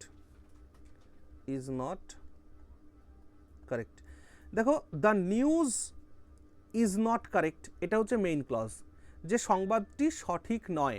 the news is not correct, সংবাদটি সঠিক নয়। এবার যদি জিজ্ঞেস করা হয় কোন সংবাদের কথা হচ্ছে, that India will attack Bangladesh, তার মানে এই নিউজটাই হলো এইটা, তাই না? দ্যাট ইন্ডিয়া, আমি যদি এখানে দ্য নিউজটাকে বাদ দিতাম, এই পার্টটা দিয়েও আমার কিন্তু কাজটা চলতো। That India will attack Bangladesh is not correct, এটা দিয়েও চলতো কি না? আবার এটা যদি বাদ দিতাম, the news is not correct, এটাতেও চলতো। বুঝতে পেরেছ? আবার খেয়াল করো, আওয়ার হোপ প্রুভড ফলস, এটা না হলেও চলতো। আবার এটা না হলেও that he will pass the exam proved false, এটাতেও চলতো। তার মানে অ্যাপোজিটিভ কেসে যদি তুমি কোনো পার্টটাকে বাদ দাও, একটা পার্ট বাদ দিলেও মানে একই থাকবে। বুঝেছো কি বলেছি? কিন্তু কমপ্লিমেন্টের ক্ষেত্রে বা অ্যাডজেক্টিভ ক্লজের ক্ষেত্রে কোনো পার্টকে বাদ দিলে সেন্টেন্সের মানেটাই হারিয়ে যাবে। বুঝেছো? স্যার বলছিলাম মানে সেকেন্ড পার্ট আর ফার্স্ট পার্টটা এক্সচেঞ্জ করা যায় না? হ্যাঁ, সেকেন্ড পার্ট ফার্স্ট পার্ট অবশ্যই এক্সচেঞ্জ করা যায়, তবে that India will attack Bangladesh এটা তো একটা খবর, তো এর জন্য আর আলাদা করে অ্যাপোজিটিভ কেস দরকার নেই। তো এটার জন্য দরকার আছে কোন খবর? হাজারো খবর থাকে,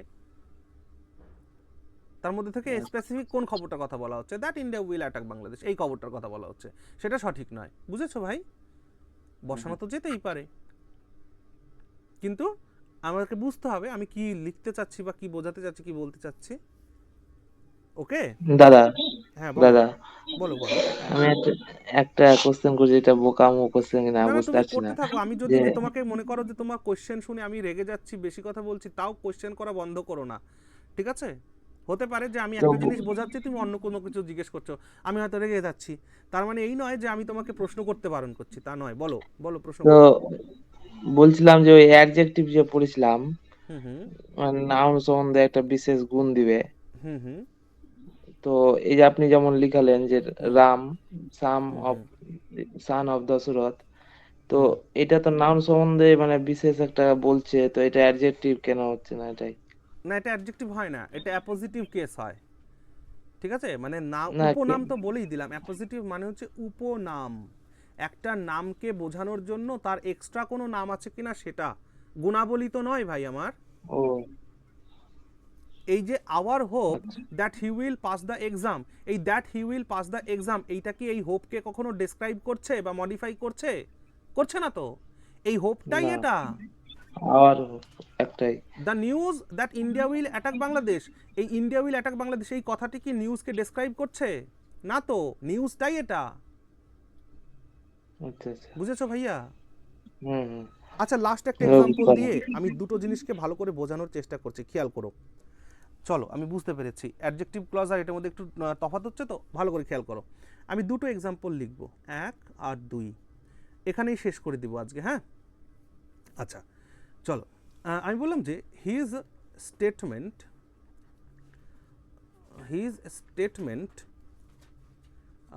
that he was in a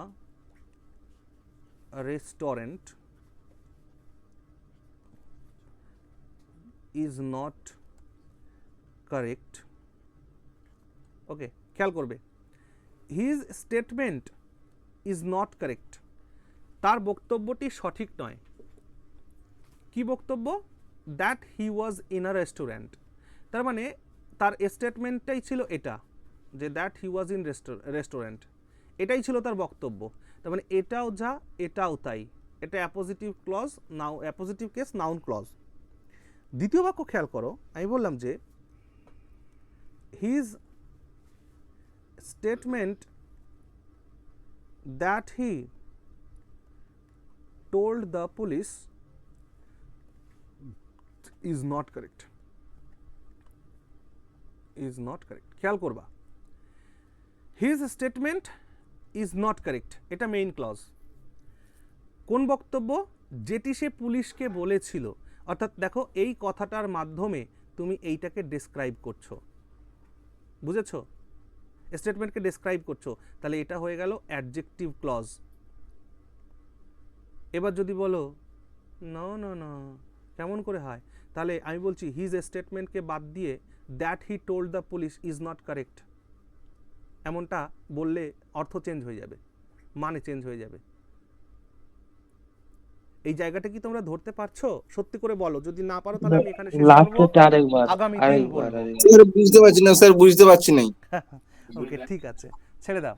যেটা পারিনি স্যার সেটা সত্যি বলে দিচ্ছি, একদম পারি নাই একদম স্যার, একদম, হয়। খুব ভালো খুব ভালো, ঠিক আছে, ছাড়ো। তাহলে এই বিষয়টা না, আমাদের নাউন ক্লজের একটা পার্ট থাকলো বোধ হয়, আর একটা পজিশন বাকি আছে।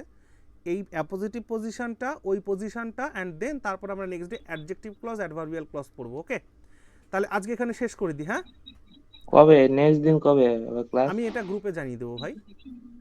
তো এটা একটু কমপ্লিট করে দিয়েন, মানে এর মধ্যে দেরি করি না বেশি। হ্যাঁ হ্যাঁ হ্যাঁ, চলো।